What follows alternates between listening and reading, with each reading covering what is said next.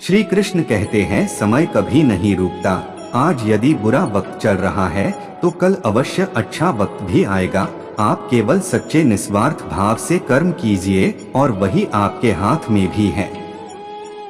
ईश्वर सदैव सभी का कल्याण करते हैं। कोई अच्छा हो या बुरा, वे सभी का केवल हित करते हैं। यदि वे दंड भी दें तो वह उनकी दया है। जैसे रावण को मारकर भी उसे मोक्ष दिया।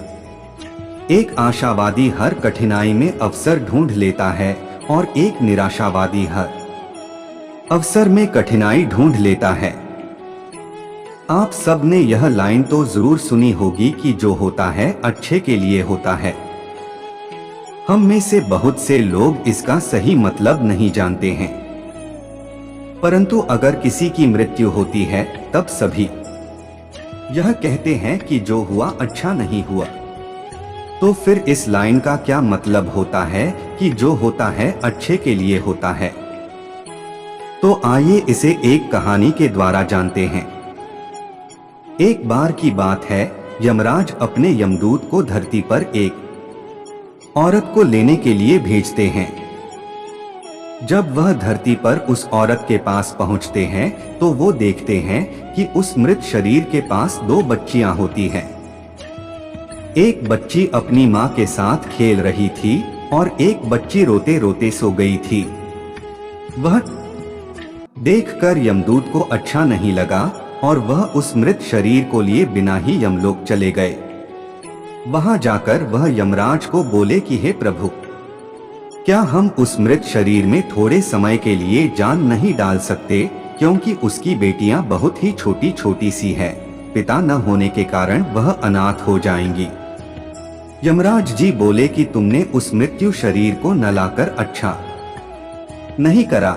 यह करके तुम परमात्मा के काम में विघ्न डाल रहे हो। इसके लिए तुम्हें सजा दी जाएगी। यमराज ने कहा कि तुम धरती पर चले जाओ और तब तक वापस नहीं आना जब तक तुम अपनी मूर्खता पर हंसी न उड़ाओ। यमदूत धरती पर चले जाते हैं।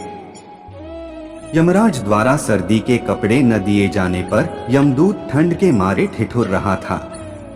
उसी समय वहां से एक व्यक्ति जा रहा होता है। उसे यमदूत को ऐसी हालत में देखकर बहुत दया आ जाती है। उस व्यक्ति के हाथ में एक कंबल था जो कि वह अपने बच्चों के लिए ले जा रहा था, परंतु उसे दया आ जाती है और वो वह कंबल यमदूत को दे देता है और उसे अपने साथ घर चलने के लिए कहता है। जब वह व्यक्ति घर पहुंचता है तब उसकी बीवी उससे पूछती है कि क्या तुम बच्चों के लिए कंबल नहीं लाए। तब वह व्यक्ति बताता है कि यह कंबल मैंने इनको दे दिया।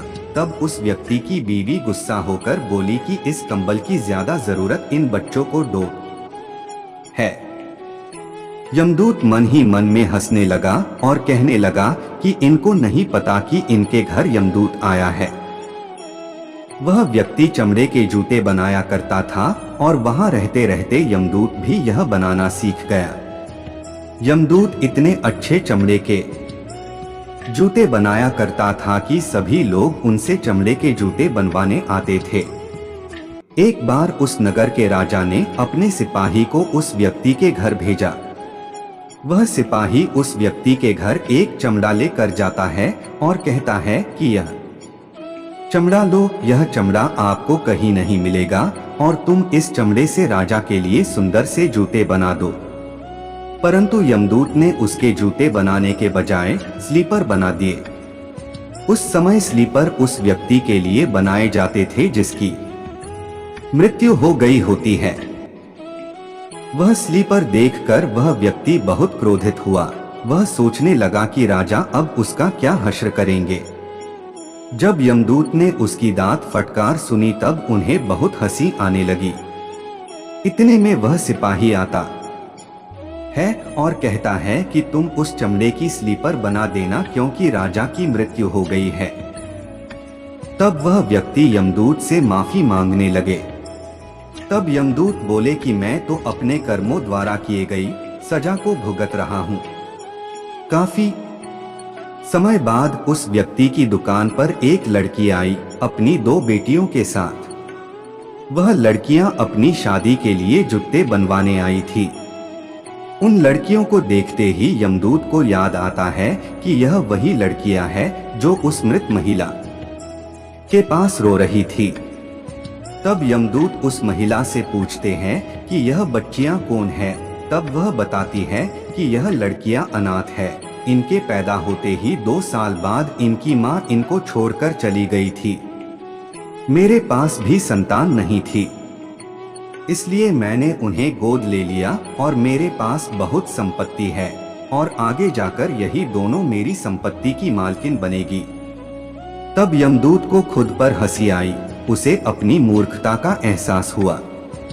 तब वह 3 बार हंसा। फिर वह व्यक्ति यमदूत से कहता है कि अब आप 3 बार हंस चुके हो, अब आप मुझे अपनी हंसी का कारण बताएं। तब यमदूत उस व्यक्ति को सारी बात बताता है और कहता है, आज मुझे पता चला कि जो होता है अच्छे के लिए होता है, जो हो रहा है वो भी अच्छा हो रहा है और जो होगा वो भी अच्छे के लिए होगा। परंतु अगर कोई किसी महिला के साथ गलत कर रहा है, उसके साथ अन्याय कर रहा है, तो वह अच्छा नहीं है। यही आज की सच्चाई है। अन्याय को सहन नहीं करना चाहिए, अन्याय के खिलाफ आवाज उठानी चाहिए। परंतु इस स्थिति में यह नहीं सोचिए कि जो हो रहा है अच्छे के लिए हो रहा है। इस समय आपको अन्याय के लिए आवाज उठानी चाहिए। एक बात जरूर याद रखिए कि परमात्मा हमें हमारे कर्मों का ही फल देते हैं। परमात्मा जो भी करता है अच्छे के लिए ही करता है।